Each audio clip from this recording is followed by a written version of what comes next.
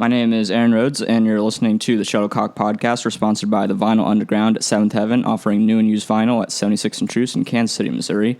This week on the show, we have Tobias Harvey. How you doing? Pretty good. How are you? Good. Oh, and should I say also known as Arkutec? Is that? I have lots of different monikers. What other monikers you got? I used to go by DJ Young Guac one time. Thought it was funny, and people thought it was a serious thing, but it was like I was DJing on April Fool's Day, and I decided to change my name to DJ Young Guac. So, yeah. And then I also go by Techzilla a lot when I DJ too, so it's sort of been my tagline. But yeah, most people just call me Tobias now, though. I'm more known as Tobias than Arkutec anymore, but yeah. The artist formerly known as Techzilla. Yeah, there you go. Yeah.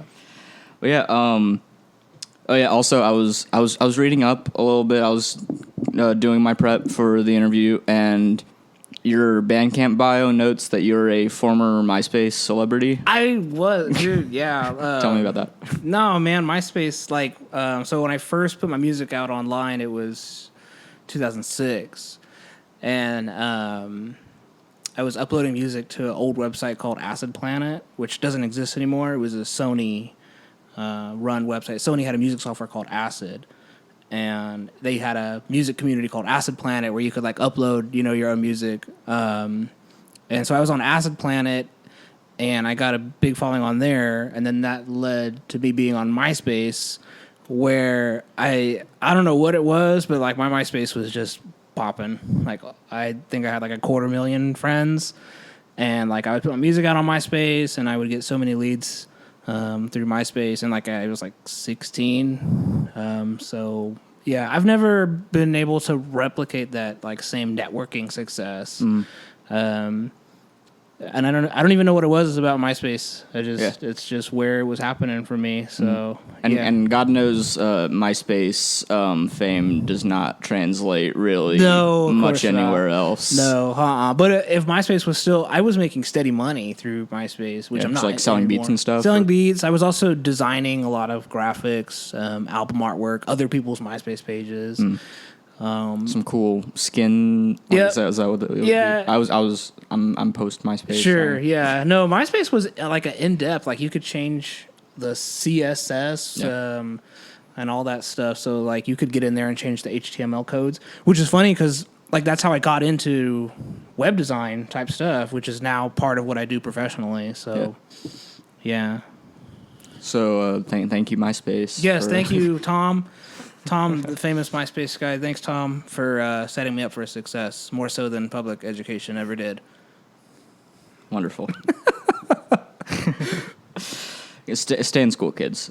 But so I guess I was kind of curious. You do lots of things. I guess I was kind of curious, when someone asks you what you do, just for a living or just otherwise. What do you usually tell them? Do you lead with hip-hop producer, graphic designer, video guy? Not anymore. I mean, so I run Cult, or Create Uplift, which is a creative agency.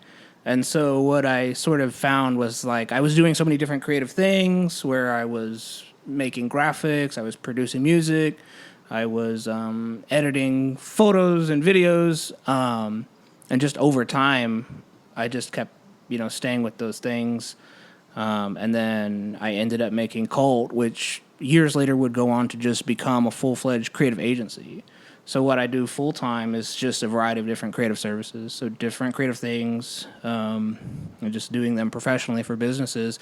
I found that it's kind of weird because when I would make album covers or flyers, I'd be doing it for $20. Yeah. It's $40. But then when you work with businesses, you're sort of doing the same service, but for 10 times the amount of money, just because it's on that professional business to business level. Yeah.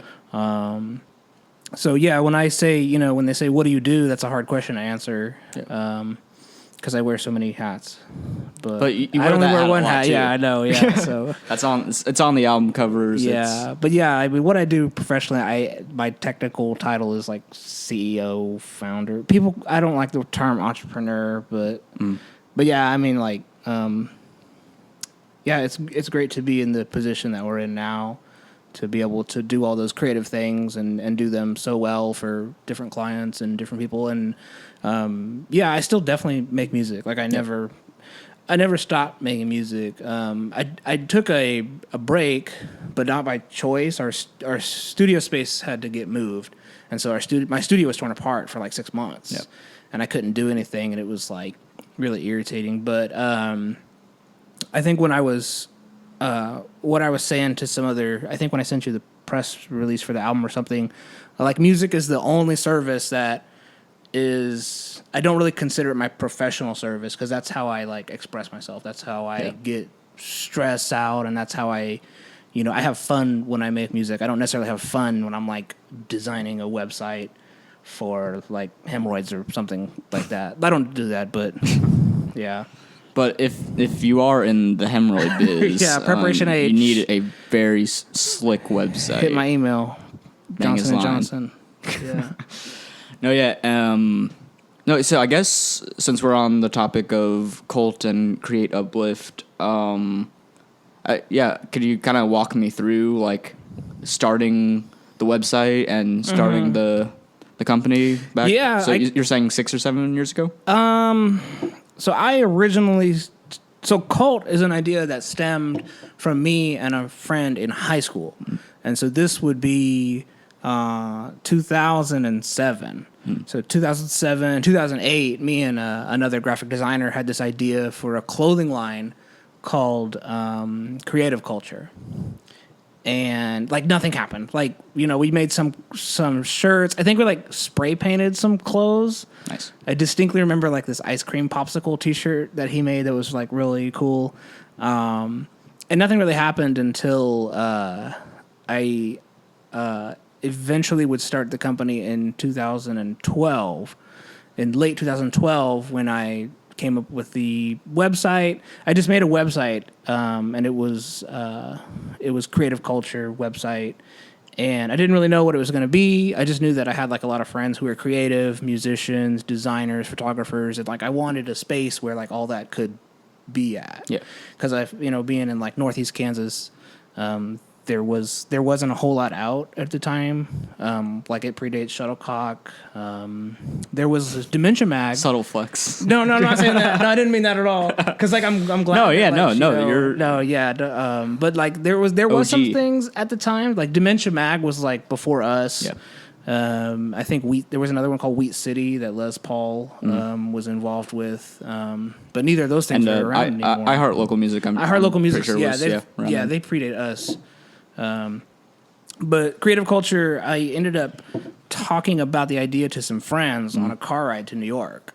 So we're going to New York, and I'm on my way to the iStandard National Finals for producers, like the Beast of the Beats 8 or Beast of the Beats 9. I don't even remember which one it was. So we're going to New York so I can perform in this Beast of the Beats competition at Webster Hall, which was pretty cool. Nice. And I was just telling them the idea, like, hey, I got this idea for a clothing line called Cult, and like, it can be involved in the music community, and it can, we can showcase other people's music on the site. I already have the site. I already have the social media. And so me and a couple other friends, like, they loved it. And so they helped. Between the three of us, we pulled together like $4,000. And that was like the seed money to get, some merch made, some promo out. And everything kind of went really well up until when my friend Chris died. My friend Chris had passed away. He was one of the co-founders. And he passed away on a car ride back from Oklahoma. And then after that, it kind of went downhill just because I wasn't like feeling it after he had passed away. And so it wouldn't be until 2016 when we sort of changed our name to Create Uplift. We still kept that Cult like logo and moniker and brand, but we changed our web URL and we changed all that stuff to be Create Uplift. And I met a photographer in Topeka and a videographer, and me and him started Create Uplift, and we just did the same thing. Like we were in Granada, like almost weekly. Yeah, like covering whatever that's show. Where I first met you guys. Yeah, that's like my. I think so. Yeah, that's my like origin of like a handful of like kind of friends and acquaintances. Of, like of just like shooting Granada rap shows like in like 2016 and 17. That's like when I met like half of the people I know in the music scene. Yeah, there's such a variety of shows that go through Granada. And it's usually, you know, big to medium sized acts. And so it was pretty cool to like be backstage. A lot of our friends that we knew, like either from Topeka or Kansas City, would open, and I would come maybe DJ for them. And then, you know, Marcy, the photographer, would shoot the photos, do short videos. Me and Devin played there. We opened up for like Talib Kweli. I think I DJ'd for Les Paul there one time when he brought Hurt Everybody to Granada. We were back there a lot with like Shaq and Rory when they would be there. But yeah, like Granada is where like it all sort of, a lot of creatives, a lot of musicians, be they producers or photographers or designers, like like that backstage where that little arcade game is, like, yeah, it was pretty cool. So we just kept doing that. We would just go shoot photos, put them out on Facebook, on Instagram. And then we would write up like real short reviews of albums, like not even real reviews, like not even like really in depth, but, we never really solicited reviews. Like I was just listening to local music a lot, and I would just write up a review on it and post it. I wouldn't even tell like the artist I was doing it. I wouldn't like, hey, is it okay if I post this? I would just post it. But we never said anything negative. Like I never wanted to have a negative review or anything like that. You're creating uplifting. Yeah, exactly. Like we're here to support. You know, I never considered us like a critique mag. Or anything like that. And when your scene is like as like relatively small as like Topeka and Kansas hip hop, like there isn't a ton of room. To you can't make too many enemies. Like you can get away with it to an extent in Kansas City. I can tell you about that, but and then being from Topeka, like Topeka's such a small mark, like it's small, small fries compared to KC. But that's just where, you know, we're at. That's where we're at. And it's great to have like the hub that Create Uplift is for that scene. And then one thing we never really did was we never wanted to like tie ourselves to Topeka exclusively because I had so many friends in KC. So we wanted to keep it open for like just that whole region. That sort of stretched from like Kansas City down to like Wichita. And like just Topeka, Lawrence, Manhattan, Wichita, Salina, you know, KCK, KC Mo, and like all that stuff. And then I even like explored some into Omaha, you know, just sort of like a website for like real Midwest breadbasket hip hop. Because there are scenes in each of these cities, especially like the college towns. And I was just talking with Marty from Ebony Tusks about like the different cities that are through the Midwest because, you know, he's toured a ton. With his different groups, and it would, you know, it would be so cool to have like one platform to like represent just this whole area, this whole geographical area that is so underserved and so underrepresented.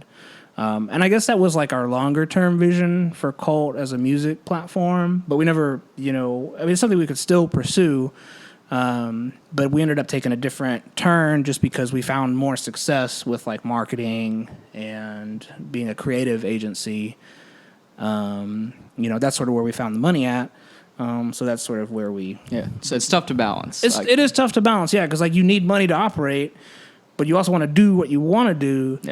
And so it's pretty tough to balance those two things. And like I only have so much time in the day, especially now as like I get older and become more of an adult and settle into I'm approaching my 30s, so like I have a kid on the way too, so like there's only so many hours in the day. You need those 2 Red Bulls to I had a 16-ounce one this morning, so that'll do you. I usually have one a day, so I don't know. I wonder what the long-term like repercussions of these things are. Because let's not worry about it. You guys been studied? They can't be studied, right? I think it's healthy. No, but and something I was kind of thinking of that I wanted to kind of just bounce off you at least was, or at least just tell you, but like, I was looking over the Create Uplift website this week, and like you're saying that it is kind of hard to balance these things and like put as much time as you want to into the music coverage. But I do kind of like I was just like glancing over the last page of blog posts that you guys have, and it was like a really cool like grab bag of like regional hip hop stuff, and like you had Marty talking to Aaron Alexander, just kind of like a casual interview, and then you had like write ups on different releases and photos and stuff. Chevin was the last write up when he put out Power Lines. Like I still listen to local music. I still will occasionally appear at shows and stuff like that. So it's a time thing. So no, but I kind of like I enjoyed that. Like I'm sure you would want to like maybe you would want to have more structure and like have like kind of features that happen every so often. But like just looking at it, like it was like I enjoyed like I'm all about having like structure in my creative work. Yeah. So to see something that is like more or less structureless was like kind of cool. I'm like, oh, you never like you can't really tell what's going to pop up on there next. So I kind of like that. Yeah, and I think what we found on the site was like we would only do write ups like maybe twice a month, and so it was like that one article, that one album or that one single or video like had a space to live. Yeah. And it worked for us because it would get us a lot of web traffic. It would get us a lot of growth across our social media accounts, and that was sort of like our reward was picking up that traction. Yeah. And then just making those connections and building those relationships with those different musicians. Like, every artist on the website, like I could message today and be like, "What's up?" Yeah, and have a conversation with them. So I thought that was pretty cool. Yeah. No, and I guess just to talk a little bit more creative Uplift, I guess I was just kind of curious. Like you say, you do a lot of like business to business stuff with the creative agency side of it. Are there any like particular projects you've done with that recently that you think our listeners may be interested in? Any like kind of music or arts focused stuff? Not, or just that you've done kind of in general. Not really. A lot of the business end of what we do is. It's just with a variety of different clients. Yeah, you have some like Topeka restaurants. Yeah, right? We helped with the launch of a new Topeka hotel downtown, and the hotel had a restaurant in the lobby. Have you ever been to Crossroads Hotel here in KC? I've driven by. I haven't been. Okay, well they have a sister hotel in Topeka. So that's like owned by the same hotel corp. But they like. They will have live music like Friday and Saturday. Nice. And I thought it was kind of cool to help. We didn't help build the hotel or anything, but we took like their photos and did their videos and social media publishings and stuff like that. And so it was kind of cool to help bring a music venue. It's not really a music venue, but just a space that musicians could come play and get paid. So that was kind of cool because we also did do a lot with Quentin's in Topeka, which was a bar that we did a lot of music stuff with. But Quentin's actually ended up closing January 1st of this year, along with there was a Kansas City bar that also closed. Dempsey's. Was it No. That sounds right. Is Dempsey's closed now? Yeah, I know. Like Cam and John would DJ yes, there. Yeah, okay. Yeah, there you go. Yeah. Yeah, so like they were owned by the same guy or something, and he moved and just closed shop. So there wasn't necessarily anything wrong with the space. It's just the owner like decided to close. So yeah, we did a lot of Quentin's. We had a lot of shows at Quentin's. We brought Domineko to Quentin's. I would DJ there like regularly. We brought DJ Amy's there. Stik Figa would perform there.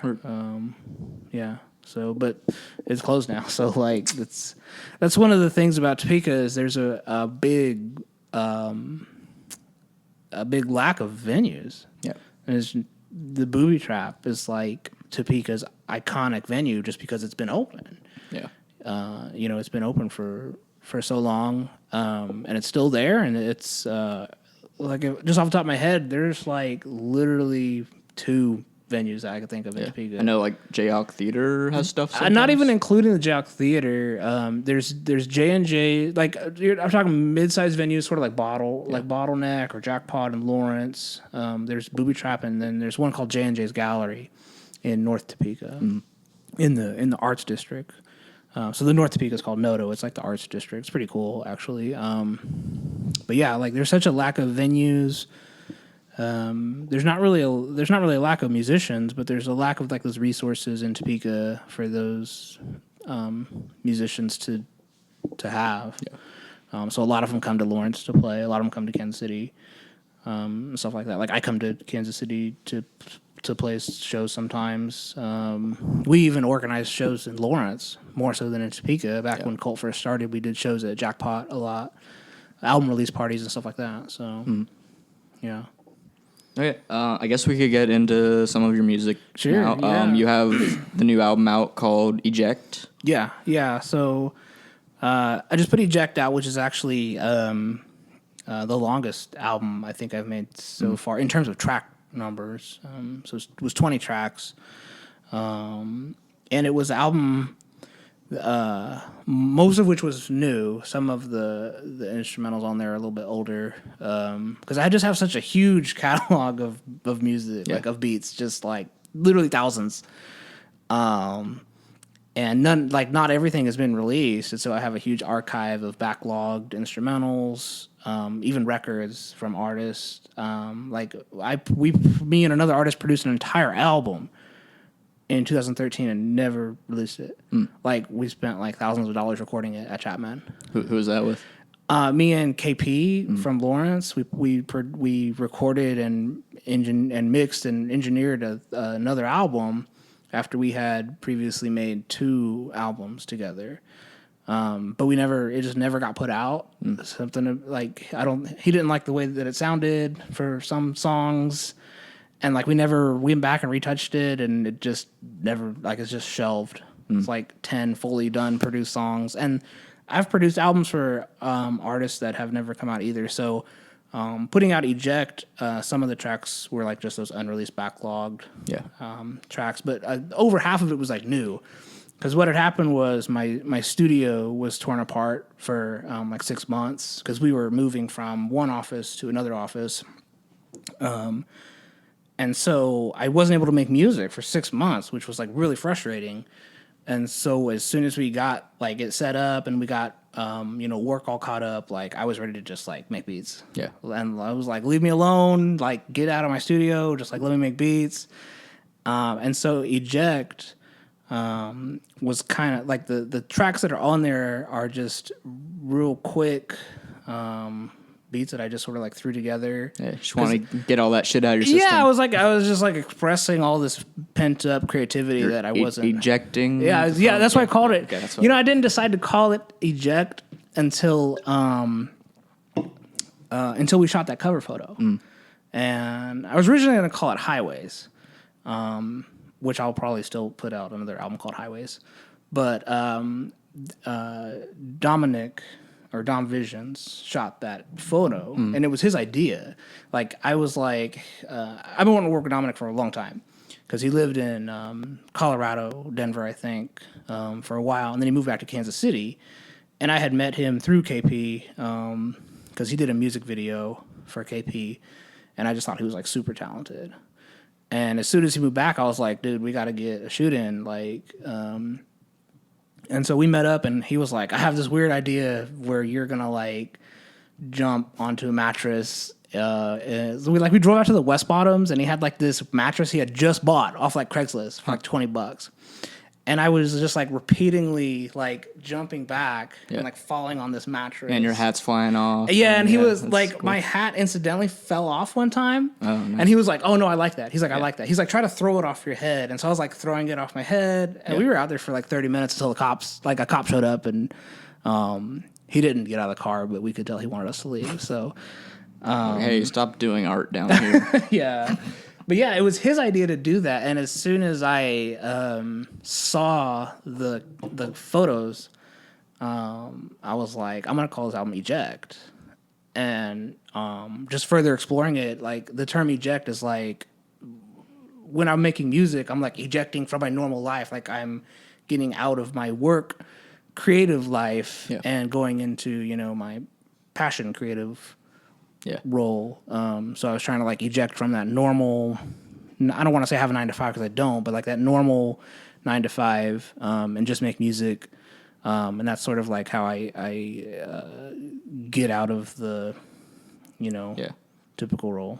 Oh, yeah. And it's, I mean, I don't know if it's anything like, I don't know if I have anything particularly interesting to say about it, but like, because so many people are constantly talking about it, but just the fact of like working in like a somewhat creative field, like for a living, like just like finding the balance of like work life, because you can just get trapped like working at home all the time, or like just, I don't know, like is that something that kind of weighs on you? So, like try and juggle that? Yeah, I mean, one thing that I have heard and that I've learned is that like inspiration is for amateurs.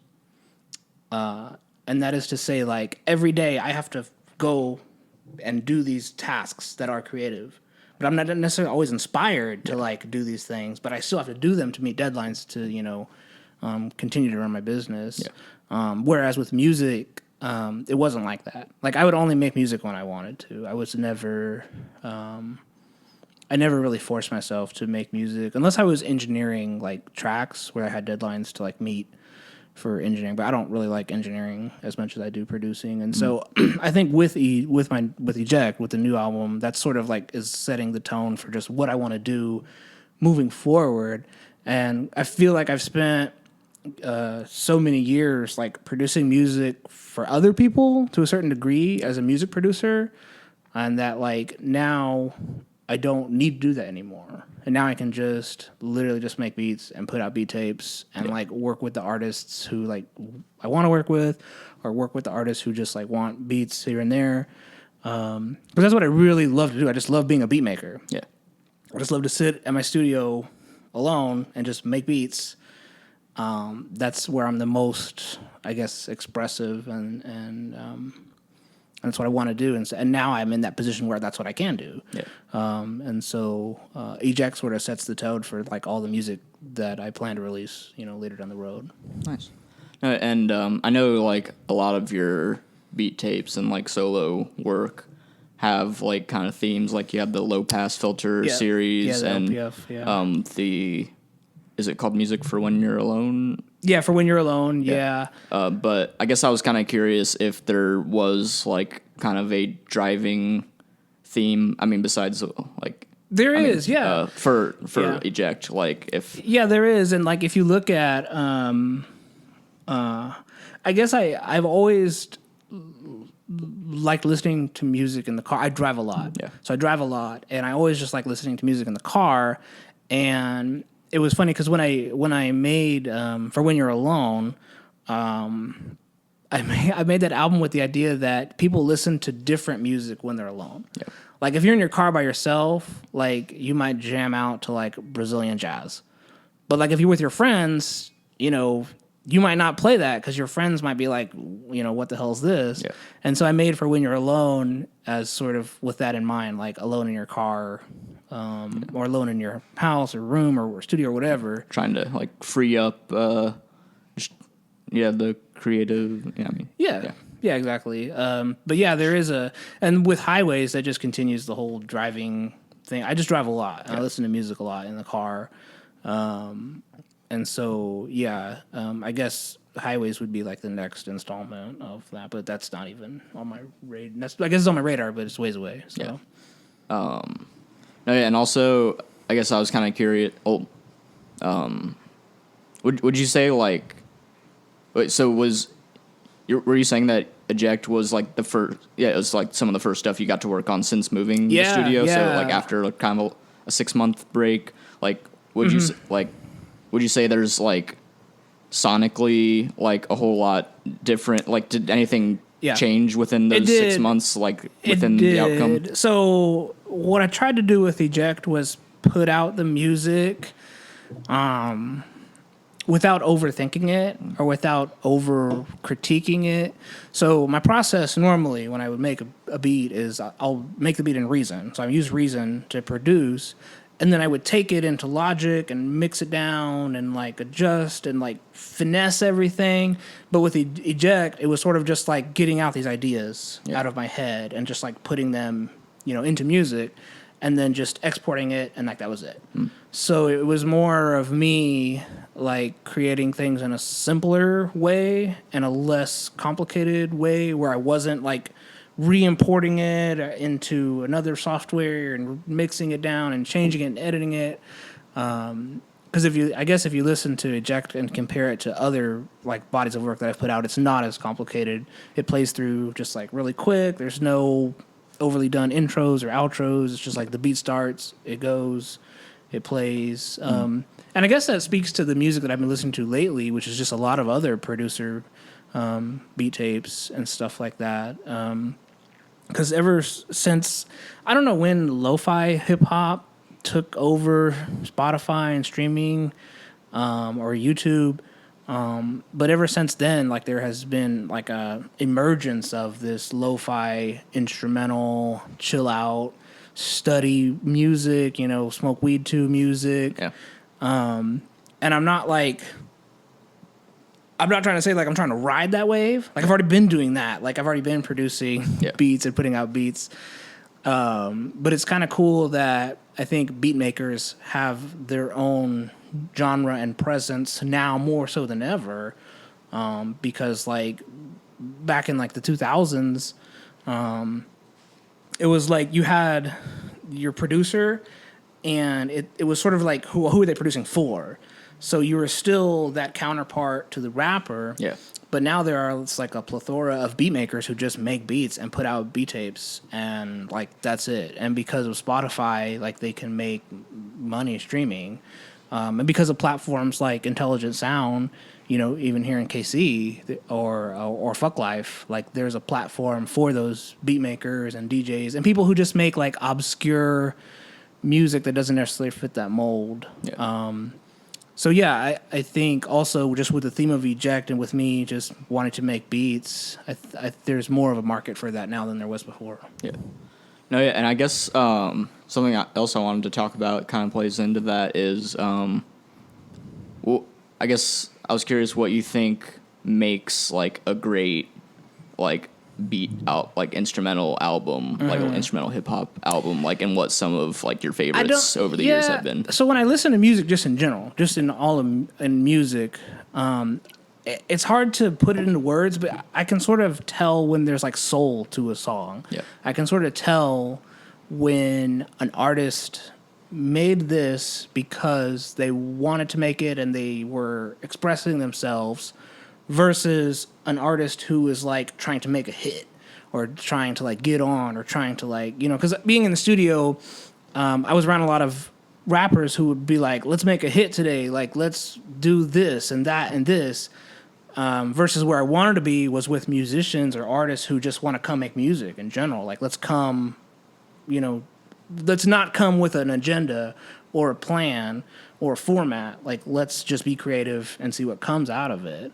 And so in all of music, not just in hip hop, but just in all of music, I don't know how to explain it. I guess I just can sort of tell when like music has a soul to it and it has that substance to it, versus like when there's music that I could sort of tell like, okay, you're following this formula of like, 4-bar intro, 8-bar, right to the hook, then you get into the verse, then you go into the hook again, then you have a bridge. Like you're following this like formula, and you can hear it in like people's voices. You can hear it a lot in the drum work for me. So yeah, to me, just great music will make you like feel something. It will make you have an emotional reaction. It'll make you think of something in your past. It'll make you feel a certain way. Yeah. And so that's not something that can really be described. Like music can be good technically. Your sonics can be good, and your, like I said, your arrangement, your composition can be good. You can be technically skilled. But for me, like good music will make me feel something.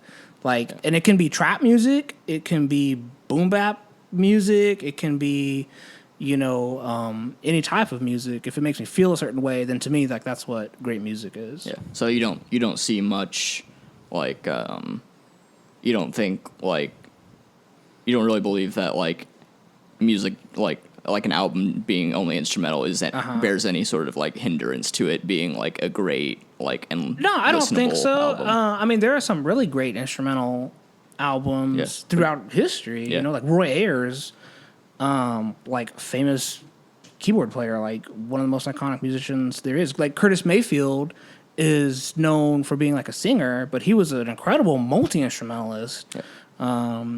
And so, like Flying Lotus, for example, too. Like most of his music is just instrumentals, but he's going on to make incredible bodies of work. Like You're Dead is like an amazing album, like top to bottom, and stuff like that. So I don't see like just releasing an instrumental album as a hindrance or a setback or anything. But the other thing too, I guess with Eject and with like sort of where I'm going is I don't have any goals in music anymore. Like I don't really have any, like I just want to make music. Like I don't have any goals, cuz like I spent a decade plus like in this rat race of like I want to be a professional music producer and I want to like, make music with Lil Wayne or like with Joel Santana and stuff like that. But that's not the case anymore. Like, I found my new role as a professional creative. I run my own company. Like, that's cool. Now music can just be music for me. And it's not to say that I guess I haven't like given up on my dream of being a established music producer, but it's not as relevant to my life anymore. And I guess that enables me to be even more expressive because I've removed myself from that race. Because there was many years where like I was making instrumentals and sending them to managers or A&Rs or middlemen, and like they would go into the studios, they would spread like all around, and there were a lot of times where I thought I was going to have like a breakthrough, like, okay, I'm going to be on Schoolboy Q's Oxymoron. But then it was like, that didn't happen. So it was like I would always come really close to like getting that breakthrough and being on that major album. But there's so much that goes into it between like, because typically what I would do is like I would make a beat and then send it to management, and then they would send it to songwriters, and they would write and record a reference track to it, and then that reference track would get shopped to like different studios, different labels. Yeah. And like that's such a complicated process because then there's also the follow-up process of the artist gets the track, they write to it, they record to it, it goes through the album process, and then it could get cut for like sample clearance issues or something like that. I remember I was supposed to be on, this was a few years ago, well, this was like maybe 5 or 6 years ago, Mass Pike Miles, who was with Maybach Music Group at the time, was releasing a major mixtape. And I had produced this great track for it. Like, it was done. Like, it was, like, I produced the beat under the acapella. Like, they sent me the acapella, and they were like, make this beat for this track, and I did it, and like everyone loved it, and it was really great. But like literally like 3 days before the mixtape was supposed to come out, the engineer like couldn't find the drum file or something like that, and it just was cut. Man. And the thing went on to get like 250,000 downloads or 500,000 downloads or something. Like Ill Mind produced on that same album. And it was like, man, there was another chance that this like kind of got shot down. So, like I'm sure I can speak for a ton of musicians who just say like, man, trying to become a professional musician is frustrating. Yeah. But I don't really feel that anymore. Like that feeling has just been totally removed. Was there a moment in time where you like realized that? Yeah, when I came back from Miami. Yeah. So I lived in Miami for like 7 months, and I moved there with a couple friends, with KP, the rapper from Lawrence, and with South House, who's another producer from here in Kansas City. And and we moved down there, and I knew someone who worked at a studio as like the resident engineer, and he would record like all the time at this nice studio. And we went down there with the intention of like, okay, we're gonna get in the studio as much as we can, and we're gonna work with all the artists who come through there. Like J Balvin like recorded there. I didn't even know who he was at the time. Like I went to the studio one day and like he was there with his like entourage. Yeah. And I could tell they all had money, but like everyone in Miami you're either poor or like super rich in Miami. And I could tell he had like, you know, tons of money. I had no idea who he was. And then like a few months later, that song with him and Justin Bieber like came out and like took over the airways. I don't remember what the hell it was called. And I was like, oh, that's that dude that was at the studio a couple months ago. Yeah. So, but it didn't really pan out right. One of them had to, KP had to move home because he couldn't find a job out there. And then me and Christian just couldn't afford the apartment that we had, and we were kind of frustrated with the studio. We weren't really involved. We weren't as involved with the studio as much as we wanted. And I'll just never forget like how great it felt to like drive back home and like get on I-70 and like come in through Kansas City, and just like that feeling of like, man, I'm home. Like this feels so good, because it made me realize that like Kansas City has like a really great music scene. Yeah. Like being down there in Miami was like if you're not already an established artist, like there's not really a big place for you down there, you know? If you haven't yet been like plucked off of SoundCloud by like a major label, like you're still just scrapping like everyone else. Yeah, it was funny. When I was down there, I heard that Roy Fresco went down there too. And there was a big studio down there called Circle House. And my manager had told me about it while I was down there. And she was like, you got to go to Circle House. Like, that's where Timberland's at. Like, that's where all these guys at. Yeah. And I heard Roy was down there, like, for a while. But I wasn't able to connect with him while he was out there.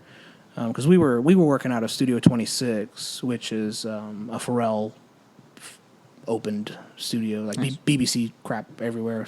Beautiful studio. Like, great studio. But yeah, I'll just never forget, like, driving home and, like, just that feeling of, like, man, I'm home. I get to do, you know, I guess I didn't realize, like, what I had, you know, in Topeka and in Kansas City until, like, I had left and seen what it was like in Miami, where it's just, like, such a... And I felt like we had a leg up in Miami by being in that studio a lot. But yeah, so when I came back from Miami, that was sort of when I said in my head, like, you know, it's time to shift gears. It's time to figure out what you're really good at and just like nail it down. And now, like, you know, Cult is my full-time job. Like, we have 2 full-time people, like me and my business partner. That's all we do, and it's been a very profitable year. And we're looking to just keep expanding and keep growing. We're trying to hire another full-time designer at the start of next year. And so that, I think when I came back from Miami, that's when I made that decision that I was like, I'm just going to do music more recreationally and as a hobby. And I'm out of this rat race. And I sort of fell out of touch with my manager. You know, but I think sometimes that's like letting go in your art is kind of like what you needed all along to like be more creative and successful. Thus, yeah. So, and I noticed I kind of noticed a big change in like the way I was making music. It was less scripted, you know, and more just expressive. Yeah. Because you kind of let go of like maybe any of the business minded stuff that had drifted over into the music. I'm sure. And, exactly. Yeah, I totally did. And then it was fun again. Like, it was fun. Yeah. Because for a while, like, it wasn't fun for me. Like, I was like producing music for other people that it's not necessarily that I didn't want to do it, but it sort of felt like a task because I was like in tasks to produce this album, or I was in task to mix this song, or like someone had paid me to engineer this album, and music's like all of a sudden became fun for me. And then through Cult, through the company, like I started an audio workshop there every month where I would like help educate anyone who came to the workshop on different software. We did stuff with the Boys and Girls Club like I would take a setup to the Boys and Girls Club and like show them how to make beats. Nice. We did stuff with middle schoolers at a convention where I like showed them how to DJ, and like that all became fun again. And I sort of found a new breath with music when I came back from Miami and decided that I was sort of like out of this rat race of trying to be a pro producer and just get back to what I like doing. Yeah, that's awesome, man. Yeah. I'm happy for you. Yeah, no, thanks. What else did I want to hit here?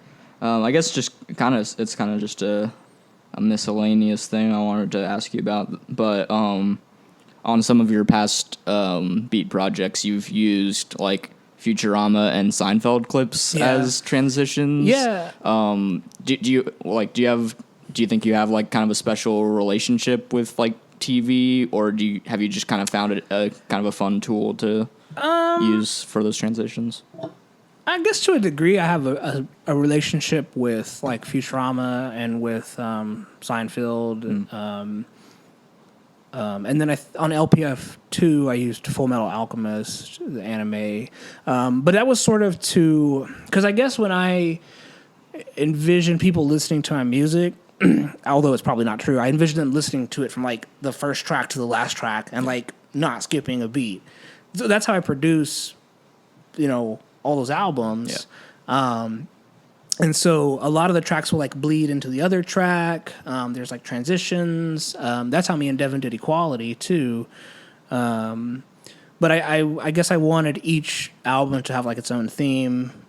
So yeah, I did Seinfeld with the first LPF, and then Futurama was on For When You're Alone. Full Metal Alchemist was LPF 2, but I kept it off on Eject because I didn't want Eject to have that theme. I just wanted it to be just an expressive output of random music. Kind of an organic thing. Yeah, totally. Yeah. I guess I also wanted to touch on some of your collaborative projects real quick. Yeah. You've done a good handful over the years. You did the Shame the Devil project with Stik Figa. Yeah, that album was a lot of fun to make, and it was. I wish the release had been handled better.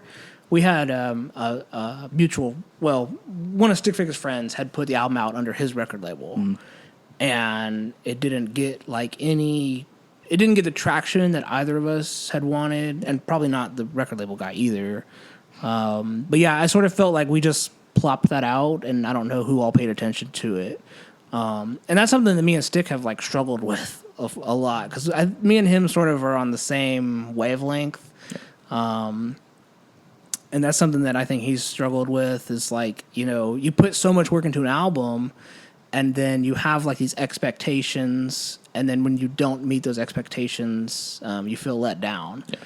But all of those feelings got removed when I sort of stopped pursuing it professionally. Yeah. So Shame the Devil with Stik Figa was a real short, sweet album. Pray on that album is still like one of my favorite records I ever produced. Like, he's so talented. Yeah, that's some of my favorite Stik Figa material. He's so talented, man. Like, Pray. I wanted to shoot a video to Pray.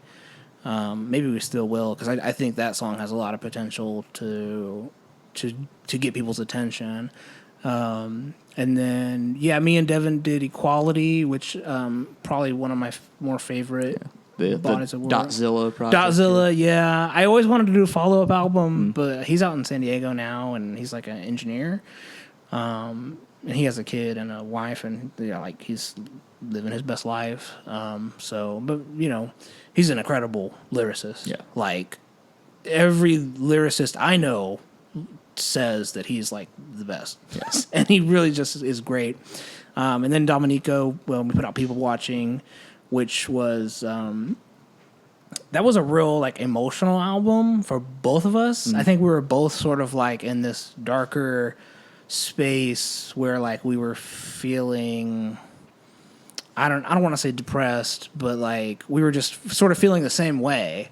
And I think People Watching came out, and like that was a really great album personally, like from a personal experience, just to make that with an artist like Domineko. was great too. And then me and KP put out a couple collaborative albums. I produced an album for a rap group, the Skeptics in Topeka. I produced an album recently. I produced an album for Crazy T, who is a artist over in Tokyo, and I'm still working with him. We actually have another EP in the shelf that I'm finishing up. So yeah, I like doing collaborative albums where it's like, you know, me and rapper, and I sort of got that from Alchemist. It's like Alchemist would like partner up with different rappers. Like he has an EP with like Currency and Nomogenesis and like Prodigy. And I think like that's how you create that like body of work where it's like producer, rapper. Yeah, like I've never made a collaborative album that I didn't want to make. Yeah. So. And are like I'm sure you're not hanging out in Japan for that album, but for the most part, are you usually like doing a lot of sitting down and working on stuff together with the collaborative projects? When we did the first album, we had like Skype sessions. Yeah. So I would just send over beats, and he would record over them, and then he would send them back, and I would mix them down and add like extra flair and engineer them and arrange them. And stuff like that. So yeah, it's not, you don't always necessarily have to be like together in the room. Like when me and Domineko did People Watching, like I don't even remember being at a studio session for that. Like I was just sending him beats, and he would, him and Mab would record them and like send them back, and it was sort of like bouncing back and forth. Yeah. So it's not always like an in studio experience. But it's just finding those musicians who are on that same wavelength as you, and then just coming together and making something together that's cohesive and combines two different personalities of music. I'm not really familiar at all with KP, and you've done several projects with him, and obviously you've known him for a long time. Yeah, tell me about his stuff. I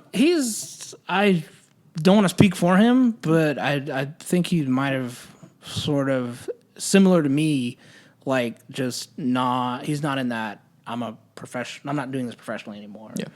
But he's a really talented rapper, like a songwriter. He's from Lawrence.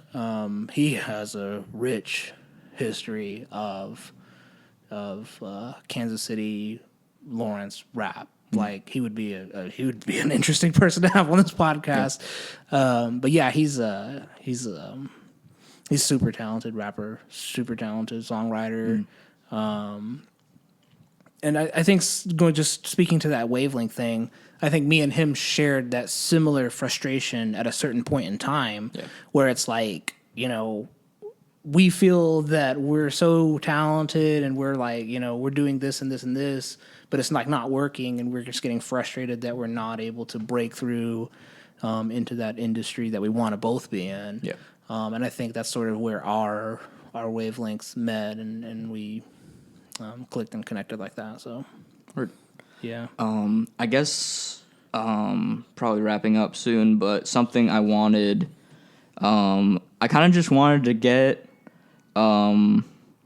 Like I mentioned before we started that I am like not the most just familiar. Like I don't get to Topeka as much as I want to. Sure, and yeah. I'm not as fully knowledgeable on the Topeka scene as I want to be. But so I think like most people who frequent like Lawrence and KC hip hop are familiar with Young Machetes, Ebony Tusks, the Vivid Zebra guys. Yep. T-Rel, Stik Figa. Yeah. But can you give me, like, I want to know, like, who do I not know besides, like, those guys that I need to know about from Topeka? Give me some recs. Seuss. So Seuss is probably like, he's like the Topeka staple. I think I saw him open ICP. Probably, that sounds right. Yeah, he's like a chopper. He's like a chopper rapper. Yeah. He's like a Topeka. Like, there's like Stik Figa, who is, he embodies Topeka. Like everywhere he goes, he carries. Like he lives in Texas now. Like he moved away like almost a year ago. But like he still talks about Topeka all the time. Yeah. Like he embodies Topeka. But like I would say like right under Stik Figa would be like Seuss. Like Seuss has been in Topeka for a long time. He's a super talented rapper. I don't really listen to like chopper rap a lot just because I don't necessarily like it, but that's not to detract from the fact that he's like incredibly talented. He just put an album out this year called SEUSS. His name, Seuss. I can't remember the acronym though. But there's Seuss, Young Machetes recently. They're sort of newish. Super talented. I don't know what genre, like hip hop mixed with like metal, mixed with these different things. It's basically just like a bunch of guys like living in the same house, like just jamming out, and that's great. Like that's as expressive as it gets. I don't really know. Like Topeka is not. Topeka has some talented musicians, but like I said, we don't have that infrastructure to support those musicians. Like there's not even any studios in Topeka, like rundown. Like there's no professional studios in Topeka. Like my friend Ted Landry just opened up what is now the most professional probably looking studio in Topeka, and it's in his basement. I don't even know if it's I don't even know if it's operational yet. But the infrastructure isn't there because Topeka has a much different demographic than other cities. Like Lawrence has a younger college demographic. Kansas City has a bigger demographic that has a bigger, market of that, 16 to 32-year-old. And so like Topeka's more like a, 45-year-old plus. You're either like over the age of 45 or you're like in elementary school. Yeah. Like those are the two big demographics there. And what Topeka's found is like that youngish, demographic ends up moving away to places like Kansas City, or to Lawrence or to, and so that just detracts from everything from music venues to recording studios to, the hip hop community in Topeka is not. It's sort of been on the decline for a while, which sucks. But yeah, Studio 785 is another good one in Topeka. Preston Walker, he does these like house shows, like at his house, and just that sort of underground feel to it. But yeah, Topeka's music scene's changed quite a bit over the last couple years. So. If you're in Topeka, start rapping, please. Yeah. Start posting. There may be a bunch of artists I haven't heard of. Send your raps to Arkutec at G. No, I don't know your email. Find me on Twitter. Find him on Twitter. Yeah. But yeah, so Topeka. But hey, there's ups and downs everywhere. There is, yeah. I like living. I'm not saying I don't like Topeka. Like I like living in Topeka from a personal and professional standpoint. And I'll just make music wherever I'm at. It doesn't matter. I'm be in Miami making music, be in Topeka making music, Kansas City making music. Like, I'm just going to make music regardless of my location. I never found my location to be super relevant to, like, what I do. It's relevant to how I feel, but not relevant to, like, what I do as a person. Right. So... yeah, I think we can wrap up there. Yeah. Where can people listen to the new album and follow you? Any streaming platform, just search Arkutec, Arkutec, and you'll find me. Or Instagram, probably the biggest platform, Techzilla, Teczilla. Find me on Instagram. Follow me on the gram. I'm on there. Awesome. And people can follow at Shuttlecock Mag on Facebook, Twitter, and Instagram. Visit shuttlecockmusic.com for the articles. Shuttlecockmag.bigcartel.com for all of the merch. Check the Facebook page and the events tab for the shows we're hosting coming up. I've got some more hardcore shows. Regional Justice Center, Cadaver Dog, Spine, and Rifle Cult on October 12th at Sister Anne's at a 6 p.m. show. Be there. But yeah, thanks for being on the show today. Thanks. It's been awesome. Appreciate it. Yeah.